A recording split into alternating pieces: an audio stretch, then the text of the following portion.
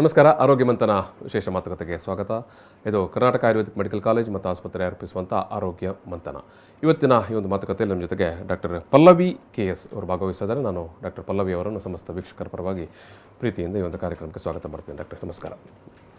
ವೀಕ್ಷಕರೇ, ಇವತ್ತಿನ ನಮ್ಮ ಮಾತುಕತೆ ಮಾನಸಿಕ ಖಿನ್ನತೆ ಮತ್ತು ಅದರ ಪರಿಣಾಮಗಳು ಮತ್ತು ಏನು ಪರಿಹಾರ ಅಂತ ಈ ವಿಚಾರವಾಗಿ ಡಾಕ್ಟರ್ ಪಲ್ಲವಿ KS ಅವರು ಮಾತಾಡಲಿಕ್ಕಿದ್ದಾರೆ ಮತ್ತು ನಮಗೆ ಪರಿಹಾರಗಳನ್ನು ಕೂಡ ಸೂಚಿಸಲಿಕ್ಕಿದ್ದಾರೆ. ಡಾಕ್ಟರ್ ಪಲ್ಲವಿ KS ಅವರು ಕರ್ನಾಟಕ ಆಯುರ್ವೇದಿಕ್ ಮೆಡಿಕಲ್ ಕಾಲೇಜ್ ಮತ್ತು ಆಸ್ಪತ್ರೆಯಲ್ಲಿ ಸಹಾಯಕ ಪ್ರಾಧ್ಯಾಪಕರಾಗಿದ್ದಾರೆ ಕಾಯ ಚಿಕಿತ್ಸಾ ವಿಭಾಗದಲ್ಲಿ. ಮತ್ತು ಅವರು ಈ ಒಂದು ಮಾನಸಿಕ ತಜ್ಞರಾಗಿ ಕೂಡ, ಹಿರಿಯ ಮಾನಸಿಕ ತಜ್ಞರು ಕೂಡ.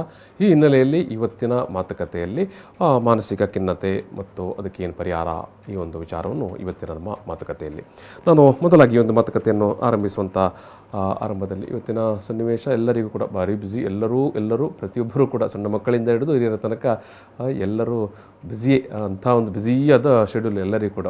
ಅವರ ಆರೋಗ್ಯ ಅಥವಾ ಬೇರೆ ಯಾವುದರ ಬಗ್ಗೆ ಕೂಡ ಕಾಳಜಿ ವಹಿಸಲಿಕ್ಕೆ ಟೈಮ್ ಕೂಡ ಇಲ್ಲ, ಅಷ್ಟರ ಮಟ್ಟಿಗೆ ಬ್ಯುಸಿ ಶೆಡ್ಯೂಲ್. ಸೊ ಇಂಥ ಸಂದರ್ಭದಲ್ಲಿ ನಮ್ಮ ಮಾನಸಿಕ ಎಲ್ಲಾದರೂ ಅಸಮತೋಲನ ಆದರೆ ಕೂಡ ಅದನ್ನು ಗಮನಿಸಿಕೊಳ್ಳಲಿಕ್ಕೆ ಕೂಡ ಟೈಮ್ ಇರೋದಿಲ್ಲ. ಹೌದು. ಸೊ ಈ ಮಾನಸಿಕ ಅಸ್ವಸ್ಥತೆ ಅಂತ ಬರುವಾಗ ನೀವು ಯಾವುದನ್ನೆಲ್ಲ ಮಾನಸಿಕ ಅಸ್ವಸ್ಥತೆ ಅಂತ ಹೇಳ್ತೀರಿ ಡಾಕ್ಟ್ರೆ? ಅಥವಾ ಒಂದು ಸ್ವಸ್ಥ ಅಲ್ಲದ ಮನಸ್ಸು ಅಂತ ಹೇಳಿದ್ರೆ ಯಾವುದು? ಮನಸ್ಸು ಅಂತ ಹೇಳ್ಬೇಕಂತಂದ್ರೆ ಮನಸ್ಸು ಒಂಥರ ಹೇಳ್ತಾರಲ್ಲ, ಹೂ ಇದ್ದ ಹಾಗೆ. ಸ್ವಲ್ಪ ಅದಕ್ಕೆ ಘಾಸಿ ಆದ್ರೂ ಕೂಡ ತಡ್ಕೊಳ್ಳಿಕ್ಕೆ ಆಗುದಿಲ್ಲ. ಹೌದು, ಡಿಸ್ಟರ್ಬ್ ಆಗ್ತದೆ. ಮನಸ್ಸು ಕೂಡ ಚಂಚಲ ಕೂಡ ಮನಸ್ಸು. ಹೌದು. ಆದ್ರೆ ಅದ್ ನಾವು ಹೇಗೆ ದೇಹಕ್ಕೆ ದೇಹ ಅಂತ ಹೇಳ್ಬೇಕಾದ್ರೆ ಶಾರೀರಿಕ ಆರೋಗ್ಯ ಕೂಡ ತುಂಬಾ ಮುಖ್ಯ ಆಗಿರುತ್ತೆ, ಮಾನಸಿಕ ಆರೋಗ್ಯ ಕೂಡ ತುಂಬಾ ಮುಖ್ಯ ಆಗಿರ್ತದೆ. ಹೌದು. ಈಗಿನ ಕಾಲದಲ್ಲಿ ತುಂಬಾ ಬ್ಯುಸಿ ಶೆಡ್ಯೂಲ್ ಇಂದಾಗಿ ಮನಸ್ಸಿಗೆ ಯಾರು ಜಾಸ್ತಿ ಪ್ರಾಮುಖ್ಯತೆಯನ್ನ ಕೊಡ್ತಾ ಇಲ್ಲ. ಸ್ವಲ್ಪ ಸಣ್ಣ ಪುಟ್ಟ ಶೀತ ಜ್ವರ ಆಯ್ತಂತ ಅಂದ ಕೂಡಲೇ ಎಲ್ಲರೂ ಬೇಗ ಡಾಕ್ಟರ್ ಹತ್ರ ಹೋಗ್ತಾರೆ. ಅದೇ ಮನಸ್ಸಿಂದ ರಿಲೇಟೆಡ್ ಯಾವ್ದಾದ್ರು ಒಂದು ತುಂಬಾ ದಿನದಿಂದ ಅವನಿಗೆ ಯಾವ್ದ್ರಲ್ಲೂ ಆಸಕ್ತಿ ಇರೋದಿಲ್ಲ, ಸ್ಟ್ರೆಸ್ ಇರ್ತದೆ, ಆದ್ರೆ ಡಾಕ್ಟರ್ ಹತ್ರ ಹೋಗ್ಲಿಕ್ಕೆ ಹಿಂಜರಿತಾರೆ. ನನಗೆ ಯಾವ್ದಾದ್ರು ಮಾನಸಿಕ ರೋಗ ಇದೆ ಅಂತ ಹೇಳಿ ಡಯಾಗ್ನೋಸ್ ಮಾಡ್ತಾರೆ, ನಾನು ಹುಚ್ಚು ಇರ್ಬೋದು ಅಂತೇಳಿ ಜನ ಅನ್ಕೊಳ್ತಾರೆ ಅನ್ನೋ ತಪ್ಪು ಕಲ್ಪನೆ ಜಾಸ್ತಿ ಇರ್ತದೆ. ಈ ಮಾನಸಿಕ ಅಸ್ವಸ್ಥತೆ ಅನ್ನೋಕ್ಕಿಂತ ಮುಂಚೆ ಆರೋಗ್ಯ ಅಂತ ಏನಂತ ಹೇಳಿಬಿಡ್ತೇನೆ. ಆರೋಗ್ಯ ಅಂತ ಹೇಳಿದ್ರೆ ದೈಹಿಕವಾಗಿ ಮತ್ತು ದೈಹಿಕವಾಗಿ ಮತ್ತೆ ಮಾನಸಿಕವಾಗಿ, ಸಾಮಾಜಿಕವಾಗಿ ಮತ್ತೆ ಆಧ್ಯಾತ್ಮಿಕವಾಗಿ ಸುಸ್ಥಿತಿಯಲ್ಲಿರುವಂತದ್ದು, ಸಮತೋಲನದಲ್ಲಿರುವಂತದ್ದನ್ನ ನಾವು ಹಾಗಾಗಿ ಅದನ್ನ ನಾವು ಆರೋಗ್ಯ ಅಂತ ಹೇಳ್ಬೋದು. ಹಾಗಾದ್ರೆ ಈ ಮಾನಸಿಕ ಆರೋಗ್ಯ ಅಂತ ಏನು ಅಂತ ಹೇಳಿದ್ರೆ, ಮಾನಸಿಕ ಆರೋಗ್ಯ ಅಂತ ಹೇಳಿದ್ರೆ ಈ ಅಸ್ವಸ್ಥ ಮಾನಸ ಅಂತ ಏನಂತ ಹೇಳಿದ್ರೆ ಒಬ್ಬ ವ್ಯಕ್ತಿಯ ನಡವಳಿಕೆಯಲ್ಲಾಗಿರ್ಬೋದು ಅಥವಾ ಅವನ ವ್ಯಕ್ತಿತ್ವದಲ್ಲಾಗಿರ್ಬೋದು ಅಥವಾ ಅವನ ಚಟುವಟಿಕೆ, ಈ ಭಾವನೆಗಳಲ್ಲಿ ಅವನು ಫಸ್ಟಿಗೆ ಒಂಥರ ಇರ್ತಾನೆ, ಸಡನ್ ಆಗಿ ಒಂದು ಚೇಂಜ್ ಆಗ್ತದೆ. ಅವನು ಒಂದು ಆಕ್ಟಿವಿಟಿಯಲ್ಲಿ ಚಟುವಟಿಕೆಯಲ್ಲಿ ಯಾವಾಗ್ಲೂ ಗುರುತಿಸ್ಪಟ್ಟಿರ್ತಾನೆ, ಅವನಿಗೆ ಇಷ್ಟ ಇರ್ತದೆ, ಆದ್ರೆ ಸಡನ್ ಆಗಿ ಆ ಚಟುವಟಿಕೆಯನ್ನ ಅವನು ಹೊರಗೆ ಬರ್ಲಿಕ್ಕೆ ಸ್ಟಾರ್ಟ್ ಮಾಡ್ತಾನೆ. ಹೌದು, ಇಷ್ಟಪಡದೇ ಇರುವಂತದ್ದು. ಹಾಗಾಗಿ ಈ ಭಾವನೆಯಲ್ಲಿ ಪರಿವರ್ತನೆ, ನಡವಳಿಕೆಯಲ್ಲಿ ಪರಿವರ್ತನೆ ಅಥವಾ ವ್ಯಕ್ತಿತ್ವದಲ್ಲಿ ಪರಿವರ್ತನೆ ಇದ್ದಾಗ ಅವನಿಗೆ ಮಾನಸಿಕ ಅಸ್ವಸ್ಥತೆ ಇರಬಹುದು ಅಂತ ಹೇಳ್ಬೋದಾಗಿದೆ. ಇದನ್ನ ಮಾನಸಿಕ ಅಸ್ವಸ್ಥತೆ ಅಂತ ಹೇಳ್ಬೋದು.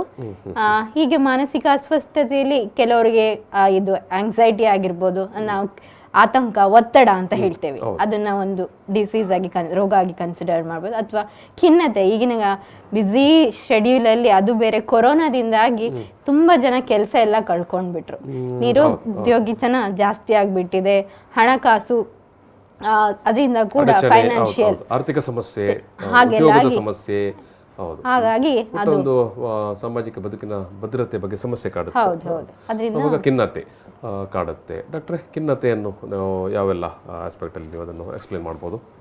ಫಸ್ಟ್ ಖಿನ್ನತೆ ಅಂದ್ರೆ ಅಂತ ಹೇಳ್ತೇನೆ. ಇವತ್ತು ನಮ್ಗೆ ಬೆಳಿಗ್ಗೆ ಒಂದು ಕೆಲಸ ಮಾಡ್ತಿರ್ತೇವೆ, ಅದರಿಂದ ಏನೋ ಮೂಡ್ ಅಪ್ಸೆಟ್ ಆಗತ್ತೆ, ಅದು ಖಿನ್ನತೆ ಅಲ್ಲ.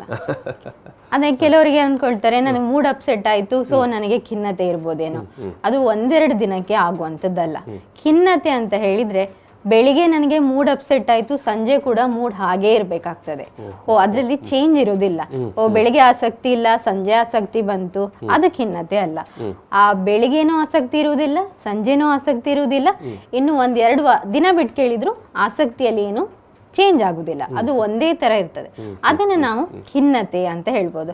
ಅದ್ ಬಿಟ್ಟು ಹಾಗೆ ನೋಡ್ಲಿಕ್ಕೆ ಹೋದ್ರೆ ಎಲ್ರಿಗೂ ಖಿನ್ನತೆ ಅಂತ ಹೇಳಿದ್ರೆ ಈಗ ನಾವು ಲೈಫಲ್ಲಿ ದಿನ ಒಂದೊಂದು ಸಂದರ್ಭಕ್ಕೆ ಒಳಗಾಗ್ತೇವೆ, ಹಾಗಾಗಿ ಎಲ್ಲರಿಗೂ ಖಿನ್ನತೆ ಇದೆ ಅಂತ ಹೇಳಲಿಕ್ಕೆ ಆಗುದಿಲ್ಲ. ಸಡನ್ ಆಗಿ ಕೆಲವೊಮ್ಮೆ ಮೂಡ್ ಚೇಂಜ್ ಆಗುತ್ತೆ, ಮೂಡ್ ಅಪ್ಸೆಟ್ ಆಗುತ್ತೆ, ಬೇರೆ ಬೇರೆ ಕಾರಣದಿಂದಾಗಿ, ಅವೆಲ್ಲೋ ಖಿನ್ನತೆ ಅಲ್ಲ ಅಂತ ಹೇಳ್ಬೋದು. ಹೌದು, ನಮ್ಮ ಮನಸ್ಸು ಹೇಗಿರ್ತದೋ ನಾವು ಹಾಗೆ ಅದನ್ನ ಗ್ರಾಸ್ ಮಾಡ್ತೇವೆ.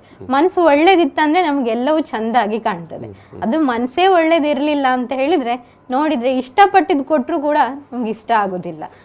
ಖಿನ್ನತೆ ಅಂತ ಹೇಳಿದ್ರೆ ನೀವು ಹೇಳೋ ಪ್ರಕಾರ ಒಮ್ಮೆ ಆ ರೀತಿ ಒಂದು ಮೂಡ್ ಅಪ್ಸೆಟ್, ಒಳ್ಳೆ ಚಟುವಟಿಕೆಯಲ್ಲಿದ್ದವನಿಗೆ ಅಪ್ಸೆಟ್ ಆದ್ರೆ ಅದೊಂದು ನಿರಂತರವಾಗಿ ಅದೇ ರೀತಿ ಮುಂದುವರೆದ್ರೆ ಹೌದು ಅದನ್ನ ನಾವು ಖಿನ್ನತೆ ಹೇಳ್ಬೋದು. ಸಾಮಾನ್ಯವಾಗಿ ಏನೆಲ್ಲ ಕಾರಣಕ್ಕೆ ಖಿನ್ನತೆ ಬರುತ್ತೆ, ಕಾಡುತ್ತೆ? ಮೊದಲನೇದಾಗಿ ಖಿನ್ನತೆ ಹೇಳ್ಬೇಕಾದ್ರೆ ಒಂದು ಕೌಟುಂಬಿಕ, ಹಾಗಾಗಿ ಯಾರಾದ್ರೂ ಅವರು ಪೇರೆಂಟ್ಸ್ ಯಾರಾದ್ರೂ ಕಳ್ಕೊಂಡ್ರೆ ಯೂಶ್ವಲಿ ಖಿನ್ನತೆ ಡಿಪ್ರೆಷನ್ಗೆ ಯಾವಾಗ ಹೋಗ್ತಾರೆ ಅಂದ್ರೆ ತುಂಬಾ ರಿಲೇಟಿವ್ಸ್, ತುಂಬಾ ಪ್ರೀತಿ ಪಾತ್ರ ಅವರದನ್ನ ಕಳ್ಕೊಂಡಾಗ ಅವರು ಖಿನ್ನತೆಗೆ ಹೋಗೋದು ಒಂದು. ಅಥವಾ ಇಷ್ಟಪಟ್ಟದ್ನ ಕಳ್ಕೊಂಡಾಗ, ಅದು ಮೇ ಬಿ ಒಂದು ಕೆಲಸ ಇರ್ಬೋದು, ಸಂದರ್ಭದಲ್ಲಿ ವ್ಯಕ್ತಿ ಆಗಿರ್ಬೋದು, ಅದರಿಂದ ಕೂಡ ಖಿನ್ನತೆಗೆ ಹೋಗ್ಬೋದು. ಅಥವಾ ಇನ್ನು ಕೆಲವರಲ್ಲಿ ಕೌಟುಂಬಿಕ ಕಲಹಗಳಿಂದ ಅದು ಕೂಡ ಖಿನ್ನತೆಗೆ ಒಳಗಡೆಯ ಕಲಹಗಳು ಅಥವಾ ಬಂಧುಗಳ ನಡುವಿನ ಕಲಹಗಳು, ಸೊ ಅದು ಕೂಡ ಖಿನ್ನತೆಗೆ. ಇನ್ನೊಂದು ಆರ್ಥಿಕ ಸ್ಥಿತಿ. ಎಲ್ಲರಿಗೂ ಊಟ ಮಾಡ್ಲಿಕ್ಕೆ, ಜೀವನ ನಡೆಸಲಿಕ್ಕೆ ಆಹಾರ ಬೇಕು. ಆಹಾರ ಬೇಕಂದ್ರೆ ಕೆಲಸ ಮಾಡ್ಬೇಕು. ಕೆಲಸ ಮಾಡಿ ಕೆಲಸದ ತುಂಬಾ ಭವಿಷ್ಯದಲ್ಲಿ ತುಂಬಾ ಅದೆಲ್ಲ ಮಾಡ್ಬೇಕು ಅಂತ ತುಂಬಾ ಕನಸಿರ್ತದೆ. ಆದ್ರೆ ಅದನ್ನ ಮಾಡ್ಲಿಕ್ಕೆ ಈಗ ಒಂದು ಕೆಲಸದಿಂದ ಆಗಿರುದಿಲ್ಲ. ಅವ್ರು 2-3 ಕೆಲಸದಲ್ಲಿ ಇನ್ವಾಲ್ವ್ ಆಗ್ತಾರೆ. 2-3 ಕೆಲಸದಲ್ಲಿ ಇನ್ವಾಲ್ವ್ ಆಗಿ ಯಾವುದು ಕೂಡ ಅವರಿಗೆ ಬ್ಯಾಲೆನ್ಸ್ ಮಾಡ್ಲಿಕ್ಕೆ ಆಗುದಿಲ್ಲ. ಒತ್ತಡದಲ್ಲಿ ಹೋಗುತ್ತೆ ಮನಸ್ಸು. ಲಾಸ್ಟಿಗೆ ಯಾವುದೇ ಆಪ್ಷನ್ ಇಲ್ಲದೆ ಖಿನ್ನತೆಯಲ್ಲಿ ಅದು ಎಂಡ್ ಆಗ್ತದೆ. ಹಾಗಾಗಿ ಆರ್ಥಿಕ ಪರಿಸ್ಥಿತಿ ಕೂಡ ತುಂಬಾ ಮೇಜರ್ ರೀಸನ್ ಆಗ್ತದೆ. ಇನ್ನು ಕೆಲವು ಸಣ್ಣ ಮಕ್ಕಳಲ್ಲಿ ಖಿನ್ನತೆ ಕಾರಣ ಏನಂತ ಹೇಳಿ, ಈಗಿನ ಪ್ರಪಂಚದಲ್ಲಿ ಅಪ್ಪ ಅಮ್ಮ ಆನ್ಲೈನ್ ಎಲ್ಲದು ಕೂಡ ಆನ್ಲೈನ್, ಮಕ್ಕಳೆಲ್ಲ ಫುಲ್ ಮೊಬೈಲ್ ಅಲ್ಲಿ ಇನ್ವಾಲ್ವ್ ಆಗಿರ್ತಾರೆ. ಅವ್ರಿಗೆ ಅದ್ರಲ್ಲಿ ಏನ್ ಬರ್ತದೆ ಏನ್ ಬರುದಿಲ್ಲ, ಎಷ್ಟು ಅರ್ಥ ಮಾಡ್ಕೊಳ್ಬೇಕು ಅದೇನು ಗೊತ್ತಾಗುದಿಲ್ಲ. ಅದವರಿಗೆ ಕಷ್ಟ ಆಗ್ತಿರ್ತದೆ, ಬಟ್ ಅವನ್ನ ಹೇಳ್ಕೊಳ್ಲಿಕ್ಕೆ ಅವರಿಗೆ ಆಪ್ಷನ್ ಇರುದಿಲ್ಲ. ಆಪ್ಷನ್ ಇದ್ರೂ ಕೂಡ ಎಲ್ಲೋ ತಂದೆ ಬೈತಾರಾ ಅನ್ನೋದೊಂದು ಹಿಂಜರಿಕೆ ಇರ್ತದೆ. ಅಪ್ಪ ಅಮ್ಮ ಬೈತಾರಂತ ಅದನ್ನ ಅವ್ರು ಎಕ್ಸ್ಪ್ರೆಸ್ ಮಾಡುದಿಲ್ಲ. ಫೈನಲಿ ಅದು ಖಿನ್ನತೆಯಲ್ಲಿ ಎಂಡ್ ಆಗ್ತದೆ. ಅದು ಕೂಡ ಒಂದು ಕಾರಣ. ಇದು ಡಾಕ್ಟ್ರೆ, ಈಗ ಖಿನ್ನತೆಯನ್ನು ಯಾವ ರೀತಿ ನಾವು ಐಡೆಂಟಿಫೈ ಮಾಡೋದು? ಈ ವ್ಯಕ್ತಿಗೆ ಇವನು ಖಿನ್ನತೆಗೆ ಒಳಗಾಗಿದ್ದಾನೆ. ಹೌದು, ಫಸ್ಟ್ ಅದು ಅದಕ್ಕೆ ವೈದ್ಯರೇ ಬೇಕಾ ಅಥವಾ ಮನೆ? ಕೆಲವೊಂದು ಲಕ್ಷಣದಲ್ಲಿ ಮನೆಯವರು ಐಡೆಂಟಿಫೈ ಮಾಡಿ ಅವ್ರನ್ನ ಡಾಕ್ಟರ್ ಹತ್ರ ಕರ್ಕೊಂಡು ಹೋಗ್ತಾರೆ. ಈಗ ಆ ವ್ಯಕ್ತಿಗೆ ನಿನ್ಗೆ ಖಿನ್ನತೆ ಇದೆ, ನಿನ್ನ ಡಾಕ್ಟರ್ ಹತ್ರ ಕರ್ಕೊಂಡು ಹೋಗು ಅಂದ್ರೆ ಯಾರು ಕೂಡ ಬರುದಿಲ್ಲ. ಅವನಿಗೆ ಫಸ್ಟಿಗೆ ನಾವು ಮನೆಯವರು ಕೂಡ ಫಸ್ಟಿಗೆ ಏನೆಲ್ಲ ಲಕ್ಷಣ ಇದೆ ಅಂತ ತಿಳ್ಕೊಳ್ಳೋದು ಫಸ್ಟ್. ಮೊದಲನೇದಾಗಿ ಅವ್ನು ಯಾವ್ದ್ರಲ್ಲಿ ಅದೇ ಆಸಕ್ತಿ ಕಡಿಮೆ ಆಗ್ತಾ ಹೋಗುದು. ಅವನಿಗೆ ಫಸ್ಟ್ ಯಾವ್ದ್ರಲ್ಲೆಲ್ಲ ಇಷ್ಟಪಡ್ತಿರ್ತಾನೆ ಅದು ನಿಧಾನವಾಗಿ ಅವನಿಗೆ ಆಸಕ್ತಿ ಕಡಿಮೆ ಆಗ್ತಾ ಹೋಗ್ತದೆ. ಅದೇ ನಾನು ಅವಾಗ ಹೇಳ್ದಂತೆ ಬೆಳಿಗ್ಗೆ ಆಸಕ್ತಿ ಇಲ್ಲ, ಸಂಜೆ ಆಸಕ್ತಿ ಬಂತು ಅಂದ್ರೆ ಅದು ಖಿನ್ನತೆ ಅಲ್ಲ. ಅದು ಕಂಟಿನ್ಯೂಸ್, ಬೆಳಿಗ್ಗೆನೂ ಆಸಕ್ತಿ ಇಲ್ಲ, ಸಂಜೆನೂ ಆಸಕ್ತಿ ಇಲ್ಲ, ಅಂಥದ ಲಕ್ಷಣಗಳನ್ನು ನಾವು ಕಾಣ್ಬೋದು. ಕೆಲವರಿಗೆ ಏನಾಗ್ತದೆ, ಇರಿಟೇಷನ್, ಪದೇ ಪದೇ ಕಿರಿಕಿರಿ, ಯಾಕೆ ಕೇಳಿದ್ರು, ಯಾಕೆ ಕೇಳ್ತಾರೆ ಅಂದರೆ ಪದೇ ಪದೇ ಸಿಟ್ಟು ಬರ್ಬೋದು. ಇನ್ನು ಕೆಲವರಿಗೆ ಆತಂಕದಂಥ ಹೆದರಿಕೆ ಆಗಿರ್ಬೋದು. ಈಗ ಮನಸ್ಸು ಚಂಚಲತೆ ಇರೋದ್ರಿಂದ ಇವರಿಗೆ ಏನೇ ಸಿಚುವೇಶನ್ ಏನಾಗ್ತಿದ್ರು ಮೆಮೊರಿ, ಸ್ಮರಣೆಯಲ್ಲಿ ಪ್ರಾಬ್ಲಮ್ ಇರ್ಬೋದು. ಹೌದು, ಮರ್ತೆ ಎಂತಕ್ಕಂದ್ರೆ ಅವ್ರು ಕಾನ್ಸಂಟ್ರೇಟ್ ಮಾಡುದಿಲ್ಲ ಪರ್ಟಿಕ್ಯುಲರ್ ಎಕ್ಸ್ಟೆಂಟ್ ಅಲ್ಲಿ ಏನಾಗ್ತಾ ಇರ್ತದಂತ ಅವ್ರಿಗೆ ಅದ್ರ ಮೆಮೊರಿ ಡೆವಲಪ್ ಆಗುದಿಲ್ಲ. ಸೊ ಅದು ಒಂದು ಕೂಡ ಕೆಲವರಲ್ಲಿ ನೋಡ್ಬೋದು. ನೀವು ಅವ್ರ ಹತ್ರ ಮಾತಾಡಿಸಿ ಅವರ ಹಾವಭಾವ ಹೇಗಿರ್ತದೆ, ಏನೇ ಕ್ವೆಶನ್ ಕೇಳಿದ್ರು ಹ್ಞೂ ಅಷ್ಟೇ ಇರ್ತದೆ, ಒನ್ ವರ್ಡ್ ಆನ್ಸರ್ ಅಂತ ಹೇಳ್ತೀವಿ. ಇಲ್ಲ ಅಂತದ್ದೇನಿಲ್ಲ, ಹ್ಞೂ ನೀವೆಷ್ಟು ಕ್ವಶನ್ ಕೇಳ್ತೀರೋ ಅದ್ರ ತಕ್ಕ ಹಾಕಿ. ಮತ್ತು ಅವರ ಮುಖಭಾವದಲ್ಲಿ ಐ ಕಾಂಟ್ಯಾಕ್ಟ್ ಅದು ಇರುವುದಿಲ್ಲ, ಮುಖ ಎತ್ತಿ ಮಾತಾಡೋದು ಅಂತದೇನು ಇರುವುದಿಲ್ಲ. ಇನ್ನು ಕೆಲವರೆಲ್ಲ ಆತ್ಮಸ್ಥೈರ್ಯ ಕಳ್ಕೊಂಡಿರ್ತಾರೆ. ಇನ್ನು ಕೆಲವರಲ್ಲಿ ಹತಾಶ ಭಾವ, ನನಗೇನು ಇಲ್ಲ, ನಾನು ಯಾಕೆ ಮಾಡಬೇಕು, ನಾನು ಮಾಡಿ ಏನು ಪ್ರಯೋಜನ ಅಂತ ಒಂದು ನಕಾರಾತ್ಮಕ ಭಾವನೆಗಳು, ಸಂಪೂರ್ಣವಾಗಿ ಸೋಲೊಪ್ಪಿಕೊಂಡಂತ ಒಂದು ಸ್ಥಿತಿ. ಹೌದು. ಇನ್ನೊಂದು ಹೇಗೆ ಹೇಳಿದ್ರೆ ನಿಷ್ಪ್ರಯೋಜಕ ಭಾವನಾ, ಗಿಲ್ಟಿನೆಸ್, ಅವರಲ್ಲಿ ತುಂಬಾ ಇನ್ಫೀರಿಯರಿಟಿ ಕಾಂಪ್ಲೆಕ್ಸ್ ತುಂಬಾ ಅವರಿಗೆ ಇರ್ತದೆ. ಫೈನಲಿ ಈ ನಕಾರಾತ್ಮಕ ಭಾವನೆಗಳು ಹೇಗೆ ಆಗ್ತವೆ ಅಂತ ಹೇಳಿದ್ರೆ, ನಾನು ಯಾರಿಗೂ ಬೇಡದಾದನು, ನನ್ಗೆ ಯಾರೂ ಪ್ರೀತಿಸ್ತೂ ಇಲ್ಲ ಅಂತ ಹೇಳಿ ಫೈನಲಿ ಅವರು ತಮ್ಮನ್ನ ತಾವ ಅಂತ್ಯ ಮಾಡ್ಕೊಳ್ಳಿ ಆತ್ಮಹತ್ಯೆಯಲ್ಲಿ ಕೊನೆಗೊಳ್ತದೆ. ಈಗ ತುಂಬ ಜನದಲ್ಲಿ ನೋಡ್ತೇವೆ, ಒಂದು ವಯಸ್ಕರಲ್ಲಿ ಅವರು ಪೇಷನ್ಸ್, ತಾಳ್ಮೆ ಅನ್ನೋದೇ ಇಲ್ಲ ಆಗಿದೆ. ಒಂದು ಸಿಚುವೇಶನಲ್ಲಿ ಕೋಪಪ್ ಮಾಡ್ಲಿಕ್ಕೆ ಆಗುದಿಲ್ಲ ಅಂತ ಹೇಳಿದ್ರೆ ಫೈನಲ್ ಡಿಸಿಷನ್ ಆತ್ಮಹತ್ಯೆಯಲ್ಲಿ ಅವರು ಎಂಡ್ ಮಾಡ್ತಾರೆ. ಸೊ ಇವೆಲ್ಲ ಲಕ್ಷಣಗಳನ್ನು ನಾವು ಕಾಣ್ಬೋದು. ನಾವು ಅನೇಕ, ನೀವು ಡಾಕ್ಟರ್ ಹೇಳಿದಾಗೆ ಏನು ಅನೇಕ ಸಂದರ್ಭದಲ್ಲಿ ಇವತ್ತಿನ ದಿನಗಳಲ್ಲಿ ಹೆಚ್ಚಿನ ಪ್ರಕರಣಗಳು ಆತ್ಮಹತ್ಯೆ. ಮತ್ತು ಹೆಚ್ಚಿನ ಸಂದರ್ಭದಲ್ಲಿ ಅದೇ ಅವರು ಮಾನಸಿಕವಾಗಿ ಏನು ಖಿನ್ನತೆಗೆ ಒಳಗಾಗಿದ್ರು ಅಂತಲೇ ನಾವು ನೋಡ್ತೇವೆ. ಮತ್ತು ಪುನಃ ನಾವು ಎಲ್ಲಿ ನೋಡ್ಬೋದು ಅಂತ ಹೇಳಿದ್ರೆ ಇನ್ನೊಂದು ಲಕ್ಷಣ ಅಂದರೆ ಅವರು ನಿಧಾನವಾಗಿ ಸಮಾಜದಿಂದ ಹೊರಗೆ ಬರ್ತಾ ಇರ್ತಾರೆ. ಅಂದ್ರೆ ಯಾರ ಜೊತೆ ಮಿಂಗಲ್ ಆಗುದಿಲ್ಲ, ಫ್ಯಾಮಿಲಿ ಇರ್ಬೋದು ಅಥವಾ ಫ್ರೆಂಡ್ ಸರ್ಕಲ್ ಆಗಿರ್ಬೋದು. ಇನಿಷಿಯಲಿ ಅವರು ಫ್ಯಾಮಿಲಿ ಜೊತೆ ಎಲ್ಲ ಮಿಂಗಲ್ ಆಗ್ತಾ ಇರ್ತಾರೆ. ಯಾವಾಗ ಅವರಿಗೆ ಸ್ಟ್ರೆಸ್ ಲೆವೆಲ್ ಜಾಸ್ತಿ, ಖಿನ್ನತೆ ಜಾಸ್ತಿ ಆಗ್ತಾ ಇರುತ್ತೆ, ಒಬ್ಬರೇ ಇರ್ಲಿಕ್ಕೆ ಇಷ್ಟಪಡ್ತಾರೆ. ಐಸೋಲೇಷನ್, ತನ್ನನ್ನು ತಾನೇ ಐಸೋಲೇಟ್ ಮಾಡಿಕೊಳ್ಳುವಂತದ್ದು. ಹೌದು, ಇರಿಟೇಟ್ ಆಗ್ಲಿಕ್ಕೆ, ಯಾರಾದ್ರೂ ಏನಾದ್ರೂ ಜಾಸ್ತಿ ಕ್ವಶನ್ ಕೇಳಿದ್ರೆ ಅವರಿಗೆ ಇರಿಟೇಟ್ ಆಗ್ಲಿಕ್ಕೆ ಸ್ಟಾರ್ಟ್ ಆಗ್ತದೆ. ಕತ್ಲಲ್ಲಿ ಒಬ್ಬರೇ ಇರಬೇಕು ಅನ್ನೋ ಭಾವನೆಗಳು ಅವರಲ್ಲಿ ಜಾಸ್ತಿ ಇರ್ತವೆ. ಸೊ ಇದನ್ನೆಲ್ಲ ಗುರುತಿಸಿದಾಗ ಅವರಿಗೆ ಖಿನ್ನತೆ ಇರ್ಬೋದು ಅಂತ ಹೇಳಿ ಅದು ಬೇರೆ. ಇದೆಲ್ಲ ಲಕ್ಷಣಗಳು 2 ವಾರ ಇದ್ದೆ ಅದನ್ನ ಇದು ಖಿನ್ನತೆ ಅಂತ ಹೇಳಿ ಕಂಟಿನ್ಯೂ ನಾವು ಅವ್ರನ್ನ ಡಯಾಗ್ನೋಸ್ ಮಾಡ್ಬೋದು. ಇವೆಲ್ಲ ಮುಖ್ಯ ಅಂತ ಹೇಳಿದ್ರೆ ಆಲ್ಮೋಸ್ಟ್ ಒಂದು ನಿರಂತರವಾಗಿ 2 ವಾರಗಳಷ್ಟು ಕಾಲ ಈ ರೀತಿಯ ಒಂದು ಬದಲಾವಣೆ ಇದ್ದಿದ್ದರೆ ಅವರನ್ನು ಖಿನ್ನತೆಗೆ ಒಳಗಾಗಿದ್ದಾರೆ ಅಂತ ನಾವು ಅಂದಾಜು ಮಾಡ್ಬೋದು. ಎಸ್ ಡಾಕ್ಟರ್, ನಾವು ಸಣ್ಣದೊಂದು ಬ್ರೇಕ್ ತಗೊಳ್ಳುವ. ವೀಕ್ಷಕರ, ಒಂದು ಸಣ್ಣ ಬ್ರೇಕ್ ತಗೊಳ್ತೀವಿ. ಬ್ರೇಕ್ ನಂತರ ಈ ಒಂದು ಮಾತುಕತೆ ಮತ್ತೆ ಮುಂದುವರಿತದೆ. ಈ ರೀತಿಯ ಸಮಸ್ಯೆಗೆ ಒಳಗಾದವರಿಗೆ ಏನು ಪರಿಹಾರ ಅನ್ನೋ ಬಗ್ಗೆ ಡಾಕ್ಟರ್ ಪಲ್ಲವಿ ಅವರು ಮತ್ತೆ ಮಾತಾಡಲಿಕ್ಕಿದ್ದಾರೆ.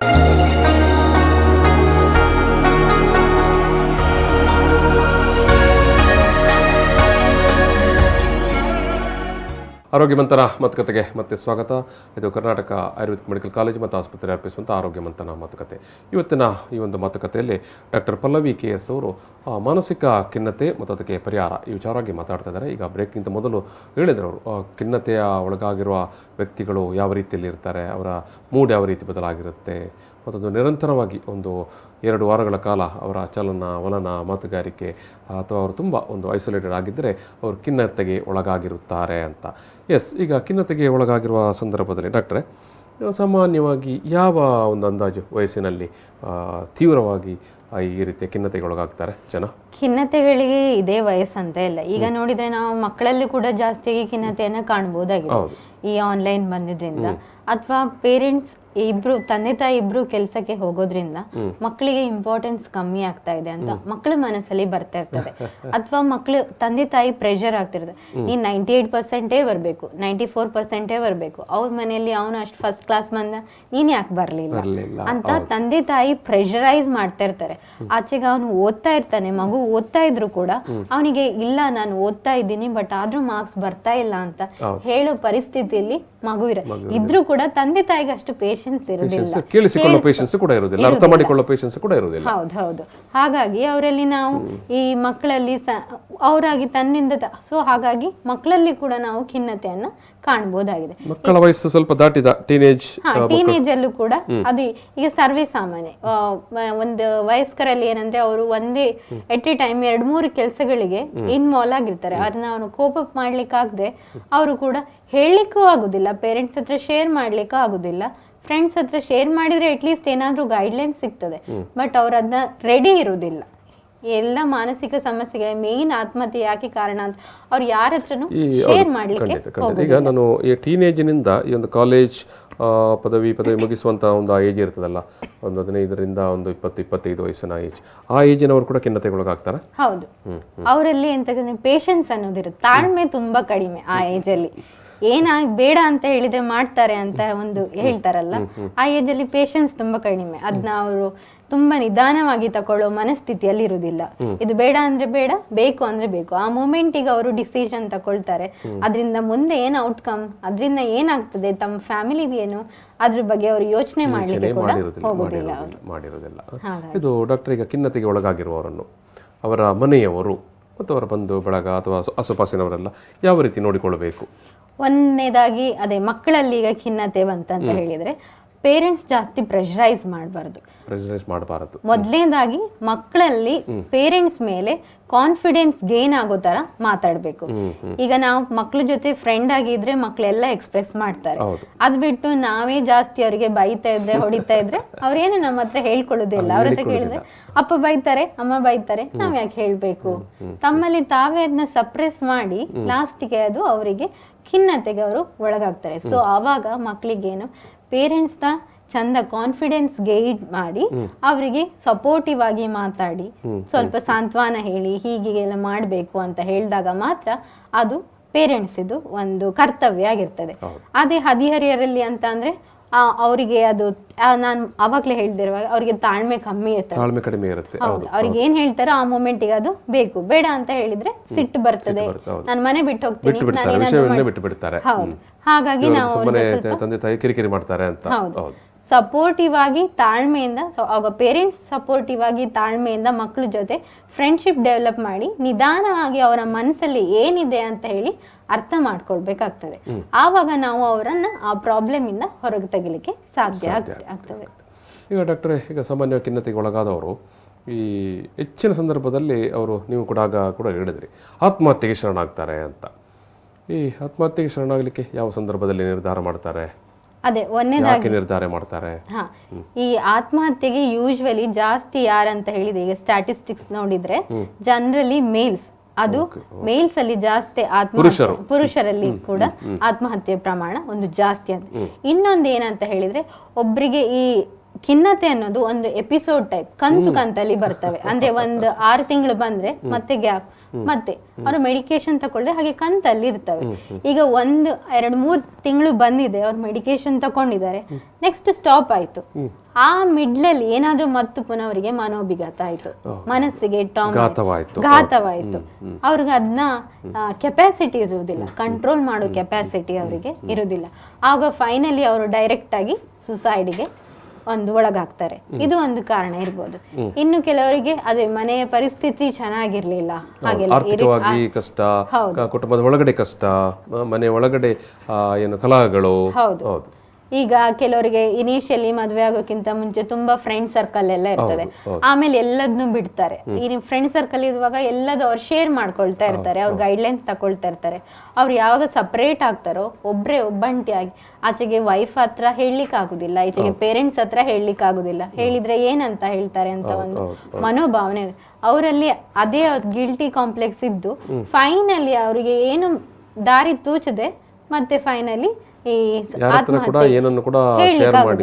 ಹಂಚಿಕೊಳ್ಳಿಕ್ಕೆ ಅಸಾಧ್ಯವಾಗಿರುತ್ತೆ ಅವರಿಗೆ. ಅದು ಫೈನಲಿ ಆತ್ಮಹತ್ಯೆಗೆ ಅವರು ಶರಣಾಗ್ಬಿಡ್ತಾರೆ. ಅಂತ ಸನ್ನಿವೇಶದಲ್ಲಿ ಆತ್ಮಹತ್ಯೆಗೆ ಶರಣಾಗ್ತಾರೆ. ನನಗೆ ಬಹುಶಃ ಯಾವುದನ್ನು ಹಂಚಿಕೊಳ್ಳಿಕ್ಕೆ ಶೇರ್ ಮಾಡಲಿಕ್ಕೆ ಯಾರು ಇಲ್ಲ ಅಂತ, ನಾನು ಯಾರಿಗೂ ಪ್ರಯೋಜನ, ಇಷ್ಟು ಪ್ರಯೋಜಕ, ನನ್ನಿಂದ ಏನು ಉಪಯೋಗ ಇಲ್ಲ, ನನ್ನ ಯಾರು ಪ್ರೀತಿಸುದಿಲ್ಲ, ನನ್ನ ಯಾರು ಕೇರ್ ಮಾಡೋದಿಲ್ಲ, ಇವೆಲ್ಲ ಬಿಹೇವಿಯರ್ ಅವರಲ್ಲಿ ಅವ್ರು ಹೇಳ್ತಾ ಇರ್ತಾರೆ. ಲಕ್ಷಣಗಳಲ್ಲಿ ಅವ್ರು ಹೇಳ್ತಾ ಇರ್ತಾರೆ, ನನ್ಗೆ ಯಾರು ಇಷ್ಟ ಇಲ್ವಾ, ಸರಿ ನಾನು ಸಾಯ್ಲಿಕ್ಕೆ ಹೋಗ್ತೇನೆ ಅಂತ ಎಲ್ಲ ಬಿಹೇವಿಯರ್ ಅವರಲ್ಲಿ ಮೊದಲೇ ಕಂಡು ಬಂದಿರ್ತದೆ. ಸೊ ಆ ಸಂದರ್ಭದಲ್ಲಿ ಪೇರೆಂಟ್ಸ್ ಆಗ್ಲಿ ಮನೆಯಲ್ಲಿ ಯಾರು ಇರ್ತಾರೋ ಅವರು ಅದನ್ನ ಕಾಳಜಿಯನ್ನ ವಹಿಸ್ಬೇಕಾಗ್ತದೆ. ಸಡನ್ ಆಗಿ ಆತ್ಮಹತ್ಯೆಗೆ ಹೋಗೋರು ಮತ್ತೆ ಕೆಲವರು ಹಿಂಟು ಕೊಡ್ತಾರೆ, ನಾವು ಆಡ್ತೇವೆ ಅಂತ ಹೇಳಿ. ಆವಾಗ ನಾವು ಸ್ವಲ್ಪ ಜಾಗರೂಕತೆ ಮಾಡಬೇಕು, ಸ್ವಲ್ಪ ಗಮನಿಸಬೇಕು.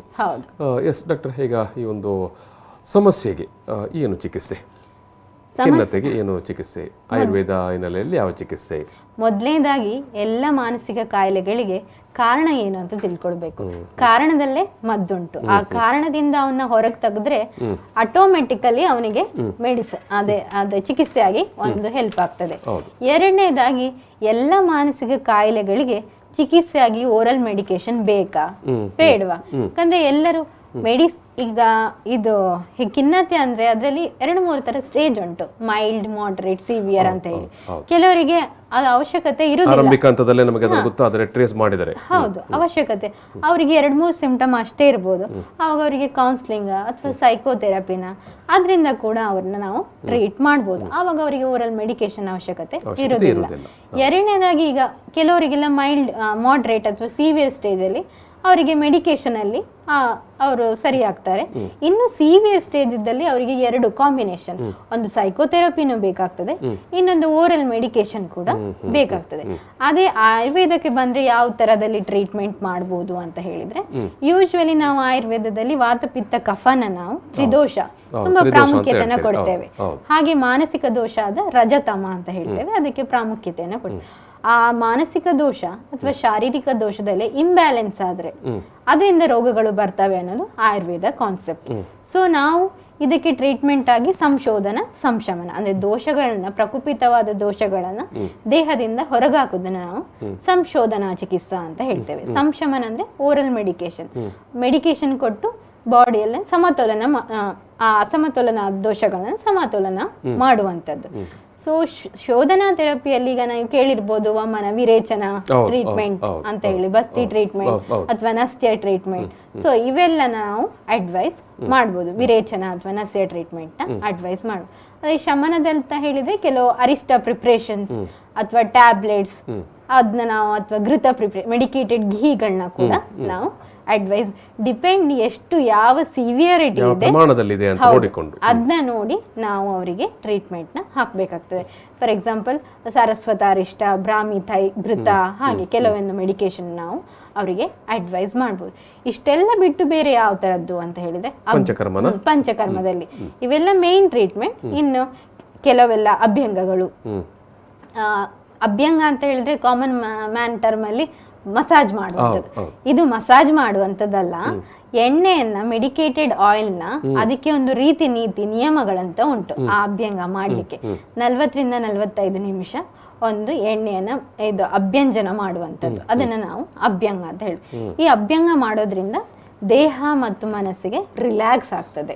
ಅಭ್ಯಂಗ ಮಾಡಿ ಆದ್ಮೇಲೆ ಸ್ಟೀಮ್ ಬಾತ್, ಅದು ಬಾಷ್ಪ ಸ್ವೇದ ಅಂತ ನಾವು ಆಯುರ್ವೇದಿಕ್ ಟರ್ಮ್ ಅಲ್ಲಿ ಹೇಳ್ತೇವೆ, ಅದರಿಂದ ಕೂಡ ದೇಹ ಮನಸ್ಸೆಲ್ಲ ಕೂಡ ರಿಲ್ಯಾಕ್ಸ್ ಆಗ್ತದೆ. ಅದ್ ಬಿಟ್ಟು ನೆಕ್ಸ್ಟ್ ಅಂದ್ರೆ ಶಿರೋಧಾರ, ಎಲ್ಲರೂ ನೋಡಿರ್ಬೋದು, ಒಂದು ಪಿಕ್ಚರ್ ಇರ್ತದೆ, ಒಬ್ಬ ಪೇಷಂಟ್ ಒಬ್ರು ಮಲ್ಕೊಂಡಿರ್ತಾರೆ, ತಲೆ ಮೇಲೆ ಒಂದು, ಹಣೆ ಮೇಲೆ ಒಂದು ಶಿರೋಧಾರ ಅಂದ್ರೆ ಶಿರ ಅಂದ್ರೆ ತಲೆ, ದಾರ ಅಂದ್ರೆ ಎರಿಯುವುದು.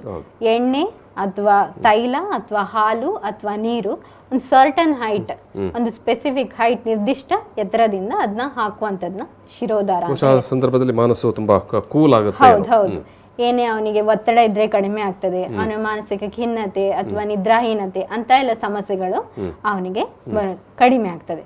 ಸೊ ಇವೆಲ್ಲ, ಅಥವಾ ಶಿರೋಪಿಚು, ಹೀಗೆಲ್ಲ ಕೆಲವು ವಿಧಾನಗಳನ್ನ, ಪಂಚಕರ್ಮ ವಿಧಾನಗಳನ್ನ ನಾವು ಅಪ್ಲೈ ಮಾಡೋದ್ರಿಂದ ಖಿನ್ನತೆ ಪೇಷಂಟ್ ನಾವು ಟ್ರೀಟ್ ಮಾಡ್ಬೋದು. ವೀಕ್ಷಕರೇ, ಒಂದು ಒಳ್ಳೆಯ ಮಾಹಿತಿ ಮತ್ತು ತುಂಬ ಅಗತ್ಯದ್ದು ಕೂಡ. ಯಾಕಂತ ಹೇಳಿದ್ರೆ ಇವತ್ತಿನ ಬದುಕೆ ಅಷ್ಟು ಬ್ಯುಸಿ, ಜಂಜಾಟದ ಬದುಕು, ನಮ್ಮ ಆರೋಗ್ಯ ಅದರಲ್ಲೂ ಕೂಡ ಮುಖ್ಯವಾಗಿ ಮಾನಸಿಕ ಆರೋಗ್ಯ ಏರುಪೇರಾದದನ್ನು ಎಷ್ಟೋ ಮಂದಿಗೆ ಸ್ವಯಂ ಆಗಿ ಅರ್ಥ ಮಾಡಿಕೊಂಡಿರಲಿಕ್ಕೇ ಸಾಧ್ಯ ಆಗಿರುವುದಿಲ್ಲ. ಅಂಥ ಸಂದರ್ಭದಲ್ಲಿ ನಾವು ಯಾವ ರೀತಿ ಅದನ್ನು ಅವಲೋಕನ ಮಾಡಬೇಕು ಮತ್ತು ಯಾವ ಸಂದರ್ಭದಲ್ಲಿ ಅದಕ್ಕೆ ಚಿಕಿತ್ಸೆ ಪಡೆಯಬೇಕು, ಎಲ್ಲ ವಿಚಾರಗಳನ್ನು ಡಾಕ್ಟರ್ ಪಲ್ಲವಿ KS ಅವರು ಇವತ್ತು ತುಂಬ ಸವಿವರವಾಗಿ ನಮ್ಮ ಮುಂದೆ ಇಟ್ಟಿದ್ದಾರೆ. ನಾನು ಅವರಿಗೆ ಮತ್ತೊಮ್ಮೆ ವೀಕ್ಷಕರ ಪರವಾಗಿ ಪ್ರೀತಿಪೂರ್ವಕವಾಗಿ ಧನ್ಯವಾದ ಸಮರ್ಪಣೆ ಮಾಡ್ತಾ ಇದ್ದೇನೆ. ಎಸ್, ಇದು ಆರೋಗ್ಯ ಮಂತ್ರ ಮಾತುಕತೆ.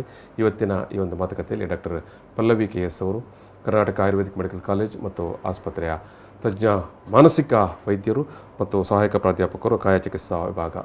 ಒಂದು ಮಾನಸಿಕ ನೆಮ್ಮದಿಯ ಅಥವಾ ಮಾನಸಿಕ ಒಂದು ಸ್ವಸ್ಥ ಆರೋಗ್ಯ ಯಾವ ರೀತಿ ನಾವು ಕಾಪಾಡಿಕೊಳ್ಬೇಕು ಮತ್ತು ಆ ನಿಟ್ಟಿನಲ್ಲಿ ಯಾವ ರೀತಿಯ ಮುನ್ನೆಚ್ಚರಿಕೆ ಮತ್ತು ಸಮಸ್ಯೆಗಳು ಬಂದಾಗ ಯಾವ ರೀತಿಯ ಚಿಕಿತ್ಸೆ, ಅದರಲ್ಲಿ ಕೂಡ ಬಹು ಮುಖ್ಯವಾಗಿ ಆಯುರ್ವೇದದ ನೆಲೆಯಲ್ಲಿ ಯಾವ ಚಿಕಿತ್ಸೆ ಅನ್ನೋ ವಿಚಾರವಾಗಿ ಇವತ್ತು ಮಾತಾಡಿದ್ದಾರೆ. ನಾನು ಈ ಒಂದು ಮಾತುಕತೆಯಲ್ಲಿ ಸಮಾಪನ ಮಾಡ್ತಿದ್ದೇನೆ. Thank you.